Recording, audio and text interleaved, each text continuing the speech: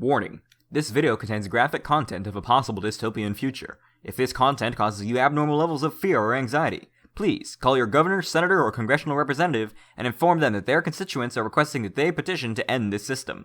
Side effects may include oppression, lack of democracy, or urges to commit election fraud.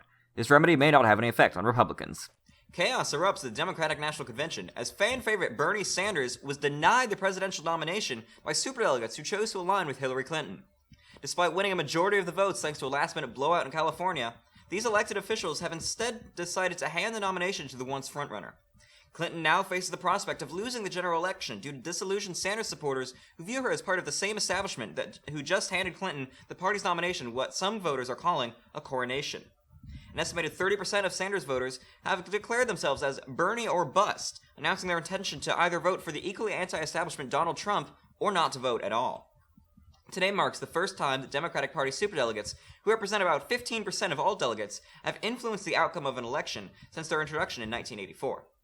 In all previous Democratic presidential primaries, superdelegates have realigned to vote for whichever party candidate won the majority popular vote.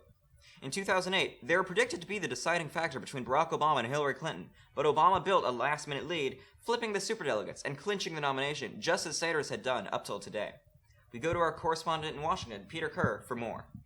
Thank you, Zach. As you said, today's election was heavily influenced by the superdelegates, who are free to support whichever candidate they choose, even if that candidate is not the voters' pick, nor are they required to stay true to the candidate that they are pledged to support. And this is exactly what has happened, with nearly every superdelegate voting in favor of Hillary Clinton, with some even switching to vote for Hillary after declaring they would vote for Sanders, despite the strong support of Bernie Sanders with a majority of Democratic voters. And that is the reason why people are so upset, Zach. And because so many superdelegates have voted against the popular vote, many Democrats have chosen to leave the party. Furthermore, because a superdelegate is usually an elected official of some sort, be it a congressman or a former president, some of the remaining Democrats have threatened to not re-elect them. However, with the damage already done, we will have to reflect on what has caused this disaster. Back to you, Zach. Thank you, Peter. Yes, this event has raised concern over the rules covering the courting of superdelegates. There is little if any protocol that states that superdelegates cannot be given blatant gifts or even money, and by the time the 2016 primary season had began, some had already received money in the form of campaign contributions from the Clinton Foundation.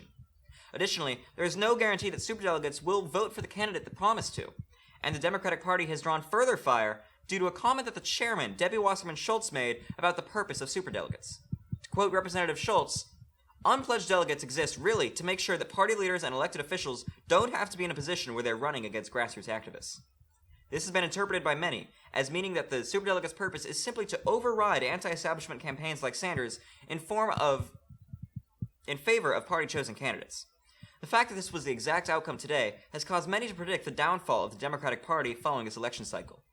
Several states, including Alaska and Maine, attempted to end this system through state-level petitions, which passed with resounding majorities, but the national-level DNC slapped down these resolutions, claiming that the states simply did not have the authority to decide. More on this story as it develops. Coming up, Hillary Clinton's federal investigation on election fraud has ended. What did they find?